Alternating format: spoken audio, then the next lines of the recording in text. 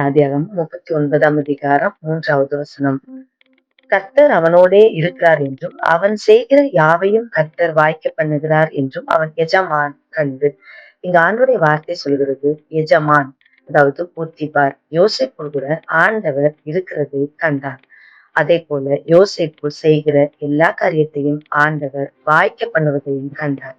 எனவே இந்த 2 காரணத்தினால் தன்னுடைய வீட்டுக்கு, தன்னுடைய உடைமைக்கு, தன்னுடைய எல்லாவற்றுக்கும் அவனை எஜமானனாக போத்திபார் மாற்றினார் என்று கர்த்தருடைய வசனம் சொல்கிறது. இன்றைக்கும் நம்மையும் ஆண்டவர் உயர்த்துவார்.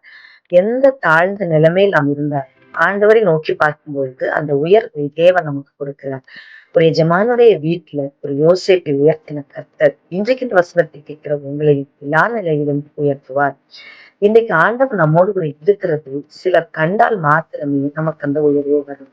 ஆண்டவர் நம்மோடு கூட இருந்து நம்மை வழி நடத்துவதை நமக்கு விரோதமா இருக்கிறவர்களும் பார்க்க வேண்டும், நம்மோடு கூட இருக்கிறவர்களும் பார்க்க வேண்டும்.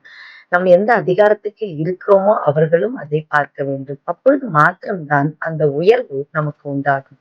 1ஆம் சங்கீதம் 3வது வசனம் சொல்லுகிறது, அவன் செய்வதெல்லாம் வாய்க்கும். யோசேப்பு செய்ததை கர்த்தர் வாய்க்க பண்ணினார், அதை தன் எஜமானன் கண்டார். அதுபோல நாம் செய்வதும் இன்றைக்கு கர்த்தர் வாய்க்க பண்ணுவார்.